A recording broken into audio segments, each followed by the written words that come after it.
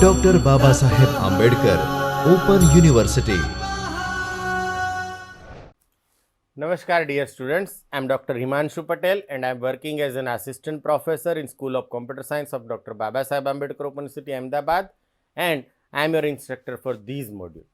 In today's session, we will learn about Wi-Fi. Wi-Fi is very important. We have already learned how to check network connection and whether we are connected or not.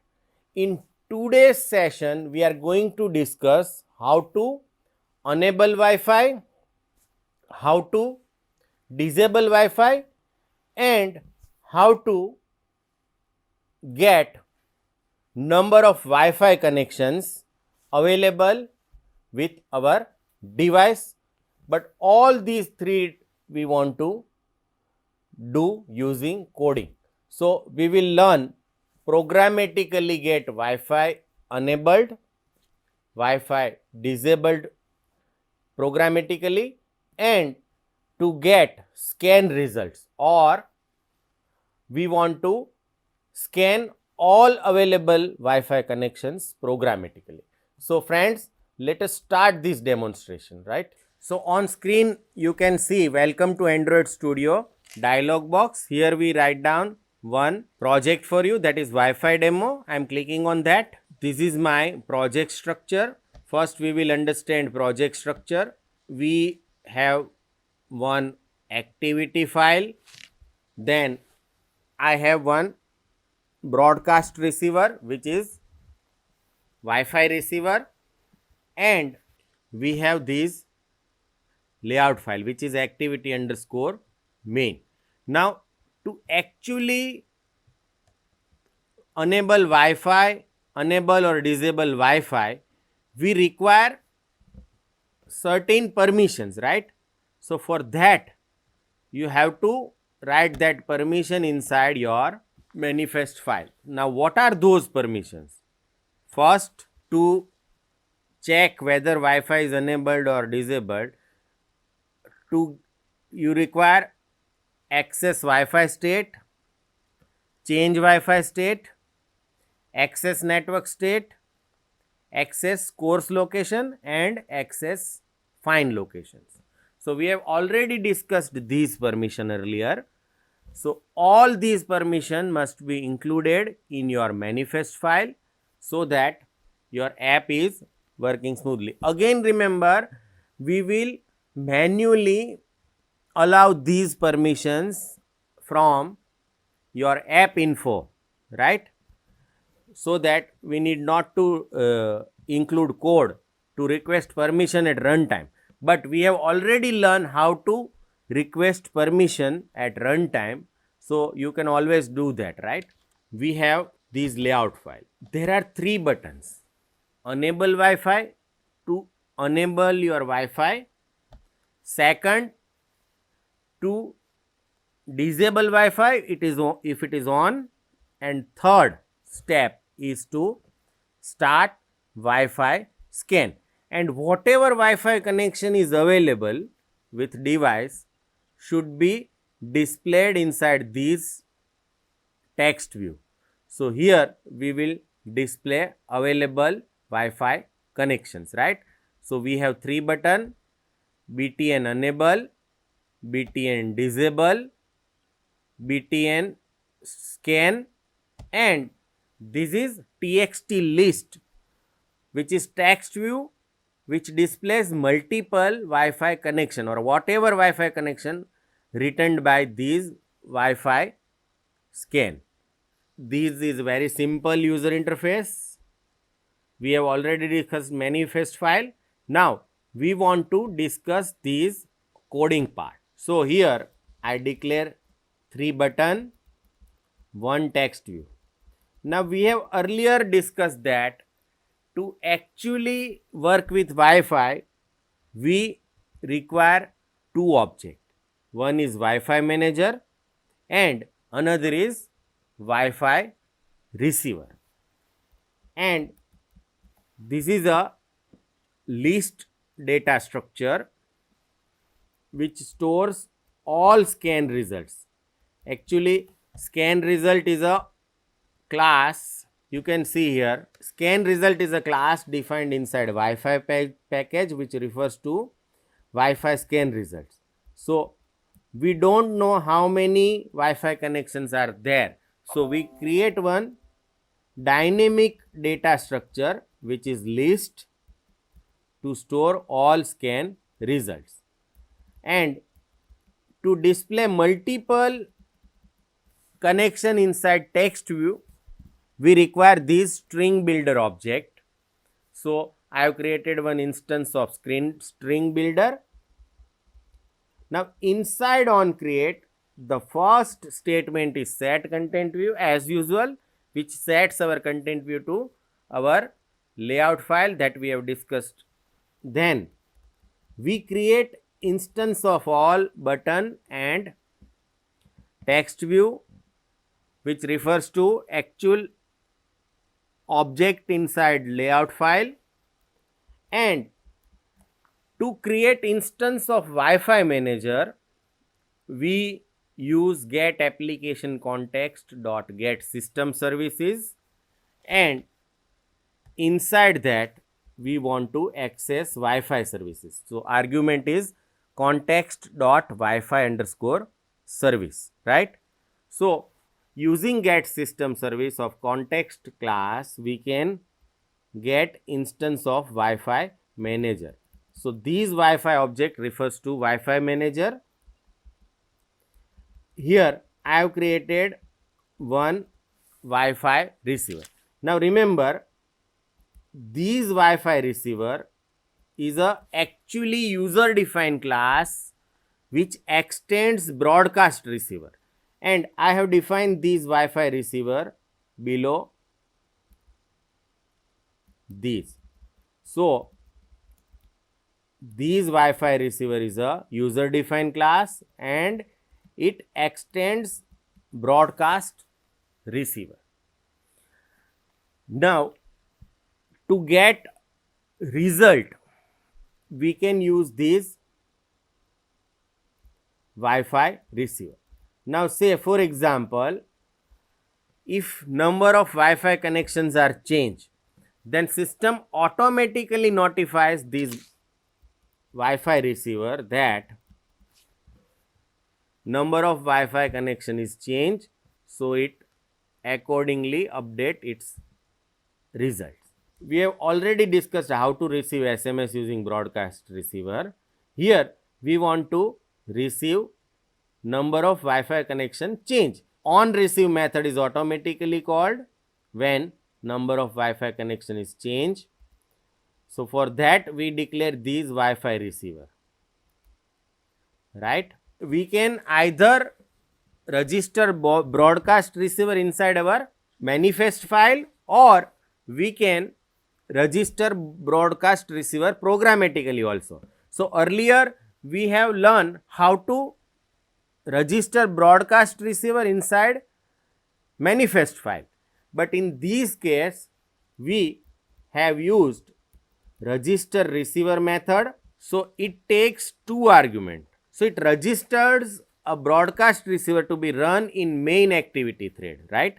So the first is a broadcast receiver object we want to register, and second is the action. So what is our action is scan result available action. So whenever some scan result is updated or available, this class is automatically notified for change of Wi-Fi connection, and its on receive method is called automatically, and we can do some action based on number of Wi-Fi connection change. Here we just want to update result in text view.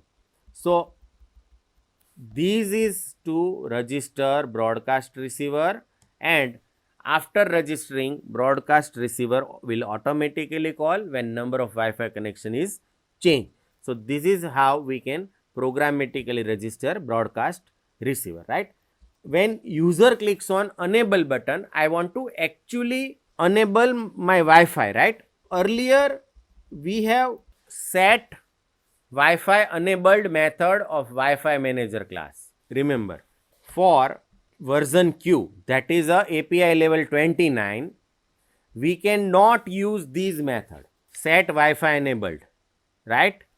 So for that, inside on click method of button enable, I have checked if my build version is API level 29 and above, then I have to open inbuilt application to enable Wi-Fi. So here we have created one intent object, and inside that we provide action settings.panel.action underscore internet connectivity.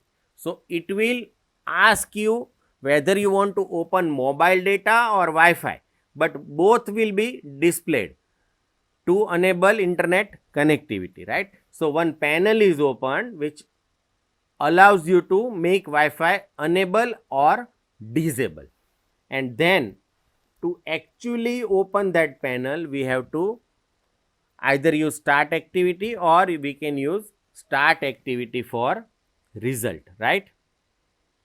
So this is a intent object and this is a request code which is 0 in this case. So if your built version is API level 29 or above, that panel will open, and if it is older version, then what you can do is you can create instance of Wi-Fi manager as discussed earlier, and then you can directly call its enabled method and set argument to true to actually enabled Wi-Fi, and inside toast we display Wi-Fi enabled, right? Similarly, for disable, the only difference is here you have to write down false, otherwise all the code remains same. So if it is earlier version, then we can use this set Wi-Fi enabled to false method, and if it is latest version, again we open that setting panels to make Wi-Fi on or off. So this is how we can enable and disable Wi-Fi. The next button is scan Wi-Fi button. So inside on click I call start scan method of Wi-Fi. So here you can see Wi-Fi manager instance is already created. So I can call its start scan method to get result, right? Inside that text view we display starting scans. It will take some time to load results, right? So initially we display starting scan, and since this start scan finished, if number of Wi-Fi connection is changed, this Wi-Fi receiver is automatically notified. Whenever scan result completes, this is automatically notified for available connection. So inside on receive, I write down one string builder, then using Wi-Fi dot get result method, I can get all the result inside this list object. This line is only written to check or make ensure we always get updated results. If previous scan is not finished, then what will happen? You get old result which might be incorrect. So to actually get updated result, we check this condition intent dot get boolean extra, and if it is updated, then we can display all the result inside text view. So inside log cat window I display scan is okay, since scan is completed and this method is called. We initialize these list object to Wi-Fi dot get scan results, we want to display number of Wi-Fi connections available. So using append method, we add that number of Wi-Fi connections is Wi-Fi list, which is list object dot size. So here you can also write down list dot size. And we iterate that loop for all the connection. So inside scan result, we get all the Wi-Fi connection one by one using list.getI method, and SSID, that is the name of Wi-Fi connection set by user of that connection, is displayed inside string builder. So after completing these for loop, inside SB we have number of Wi-Fi connection as well as all the SSID of that connection. So we display all these information inside text view, and if we do not get updated result, then we display inside else scan is not okay, right? So this is how this code will work. Remember, we have dynamically registered these broadcast receiver, right? So whenever app is posed, like on create, we have on pose. So inside on pose, you must unregister that receiver to stop receiving further notification. And if we again start that activity, this on resume method is called. So again we have to register that Wi-Fi receiver to actually receive SMS. So when activity is created, we register Wi-Fi receiver. When it is post, we unregister that receiver, and when it resumes, we again register that receiver, right? So this is how this code works. Now I want to test these inside my phone. So you can see my phone is connected here. Now I want to run this app inside my phone. So Gradle build is running and it will install and launch that app inside my phone. So now it is installing that app. So now you can see my app is launched. Now I am clicking on enable Wi-Fi. So you can see it opens panel for internet connectivity, right? Now my Wi-Fi is currently off. I can enable that using on. So it is scanning for Wi-Fi networks, right? Now I am clicking on done. Suppose I want to disable my Wi-Fi, then what I can do is I can click on this. So again that internet connectivity panel setting is open and I can switch off my Wi-Fi. If it is earlier version, then no panel will open, but it will display toast message Wi-Fi enabled or Wi-Fi disabled. Now again I am enabling my Wi-Fi to actually get scan results, right? So I am clicking on done.